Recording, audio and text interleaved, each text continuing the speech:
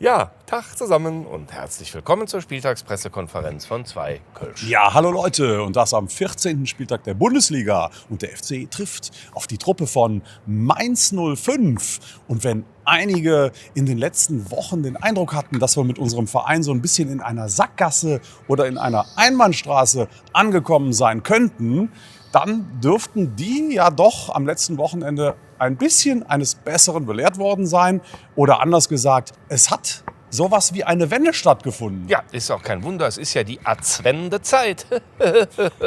Ne? Und deswegen glauben wir auch, dass das jetzt ganz genauso weitergeht. Und wo sollte das sonst stehen bei uns als auf den Shirts? Da steht nämlich drauf, ne? Zweite Kerze. Dritter Sieg! So, bevor es weitergeht, natürlich als allererstes 2 Kölsch. Auf 3 Punkte gegen die Mainzer. Prösterchen, Leute.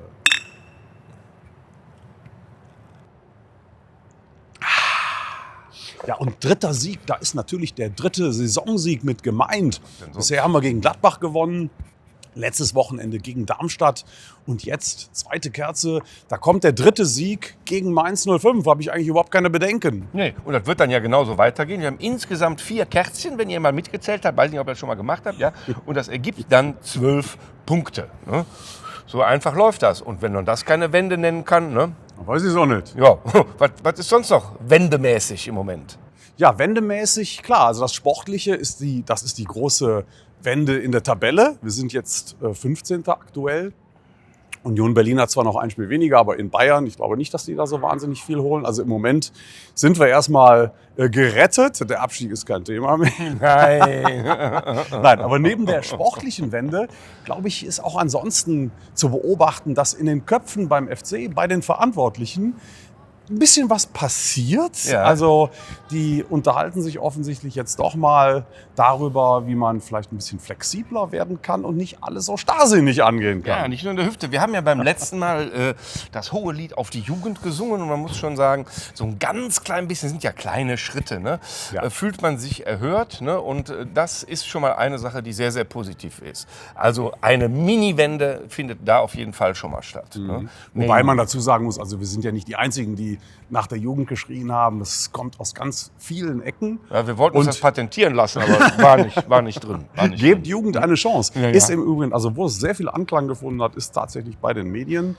Wir waren ja. heute Morgen im Morgenmagazin, als das Thema Justin Deal dort thematisiert wurde. Eigentlich unglaublich, dass das Morgenmagazin über unsere Jugendspieler berichtet, aber es war wohl der Fall. Und der Bayerische Rundfunk hat dieses Schnittbild auch mit reingenommen letzte Woche. Ja, Wahnsinn. Also die Wahnsinn. sind jetzt schon in mehreren Bundesländern weltberühmt. Das Ja, ist genau. wirklich eine ganz große Geschichte. So, aber nicht nur bei uns ist das natürlich, das ist ja bei uns gar keine Wende. Das war ja schon immer so, ehrlich gesagt. Ne? Bleiben wir bei den Wendethemen. Also im Kopf findet was statt, hat man das Gefühl. Das, was viele Leute gesagt haben, dieser Starrsinn, den sieht man nicht mehr, auch taktisch ist es flexibler geworden. Auch nicht mehr so ausrechenbar, wann wir wechseln. Also ich finde ganz viele Dinge, Ja. so Kleinigkeiten, die einem ein gutes Gefühl geben. Ja, ich glaube, die Darmstädter waren auch ziemlich verwundert. Steffen Baumgart hat doch immer gesagt, ich parke nicht den Bus, weil mir das irgendjemand vorgibt.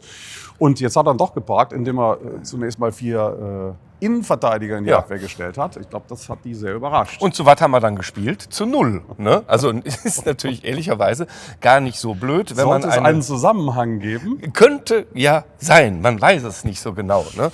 Aber immerhin musst du musst dich langsam unten wieder rausfriemeln und kämpfen, anders geht es ja nicht. Und wenn es dann über hässlich spielen und trotzdem gewinnen geht, Ja. dann sind wir damit einverstanden. Ne? So, es gibt auch Ja, eine auch dass Wende- Max Ach so. Finkgräfe zur zweiten Halbzeit gekommen ist. Also das war definitiv eine Wende. Wäre bisher undenkbar gewesen. Und also ich glaube, er ist einfach ein bisschen lockerer geworden. Und das tut unserem Spiel und vor allen Dingen den Ergebnissen offensichtlich gut. Ja, tut sehr gut. Noch lockerer ist was geworden, wo wir gedacht haben, da kann man gar nicht locker werden, weil das total festgefahren ist. Und das ist unsere Transferpolitik. Ne? Das ist ja sehr lustig eigentlich. Ne? Dass wir jetzt plötzlich, ne, das Auto, was die ganze Zeit in die falsche Richtung gefahren ist, kriegt plötzlich eine ganz neue Achse. Ja, genau. Also, dass man tatsächlich davon redet, eine komplette Achse bestehend aus Innenverteidiger, zentraler Mittelfeldspieler und Mittelstürmer dass man die komplett neu anschaffen will, das ist schon verwunderlich. Also wenn man bedenkt, dass man vor kurzem noch gesagt hat, dass man eigentlich diese Truppe als sehr gut aufgestellt ansieht. Die Wahrheit liegt wahrscheinlich wie immer in der Mitte. Auf jeden Fall auch an der Stelle ist es erfrischend, dass man offensichtlich sich ein bisschen was vorgenommen hat. Und auch ganz lange war ja so ein Todthema Lubicic. Darf man nicht drüber reden, wird auf gar keinen Fall weggehen und so weiter.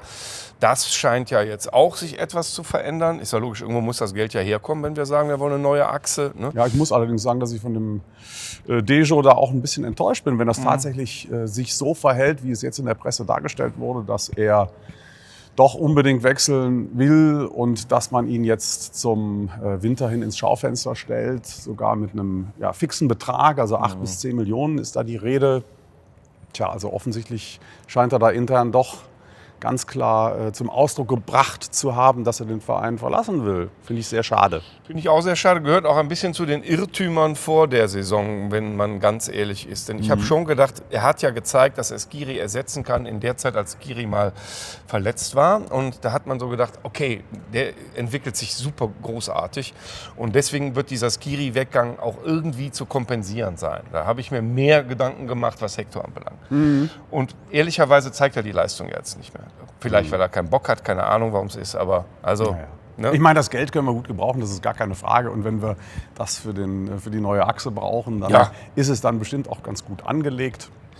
Und wenn wir dann für den Justin Deal, das heißt es ja auch, dass der eventuell jetzt doch im Winter schon wechselt. Also den haben sie offensichtlich ja komplett in die Garage geparkt. Ja, wenn ich mir da die Aussagen anhöre, die ich auch nicht so wirklich ganz nachvollziehen kann. Aber mein Gott, das müssen die entscheiden.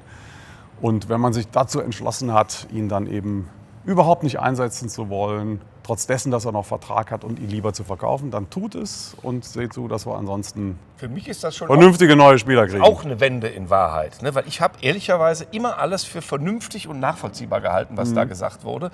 Zu sagen, es sei eine Tür offen und in Wahrheit sage ich, die ist zwar offen und du kommst nur rein, wenn du das und das machst, dann ist sie nicht offen. Das ist also völliger Blödsinn.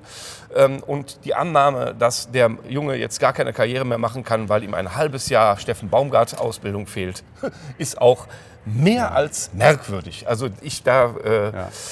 kann ich überhaupt nicht mitgehen. Ja, ein bisschen komisch fand ich auch die Aussage, dass man keine Zeit verschwenden wolle, um ihn auszubilden, jetzt noch ein halbes Jahr. Mein Gott, der Junge ist ja ein Jahrzehnt ausgebildet in diesem Verein.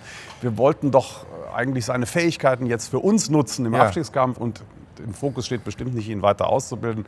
Aber damit wollen wir das Thema Justin Deal dann auch beenden, würde ich sagen. Fort damit, reden wir lieber über Dealstadt. Reden noch mal über die Wende, das Positive an der Wende. Ja, Darmstadt, 3 Punkte. Darmstadt, richtig, ganz genau. Wie fandest du das Spiel?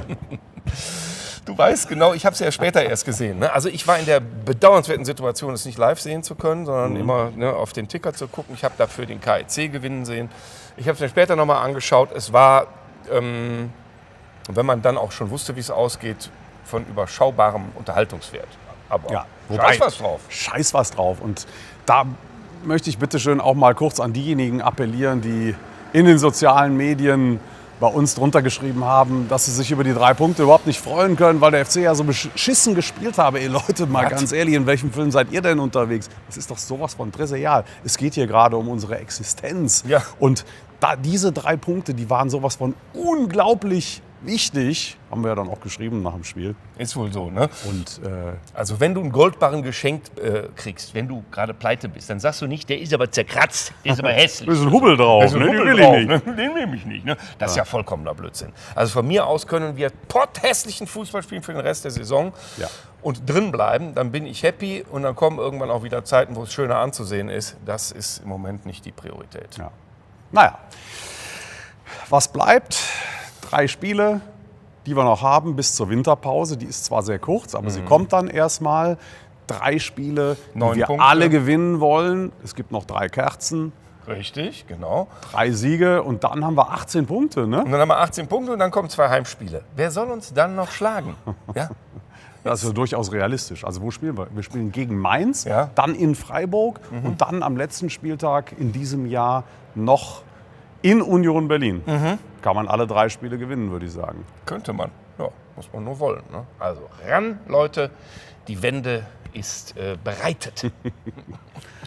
Frohen Advent euch allen. Prösterchen. Adventekränzchen. Wir stehen hier übrigens vor dem größten Adventskranz von Kölle. Genau, das haben wir noch gar nicht gesagt. Haben wir gar nicht gesagt. Das stimmt, ne? Und das ist kein Zufall. Ciao.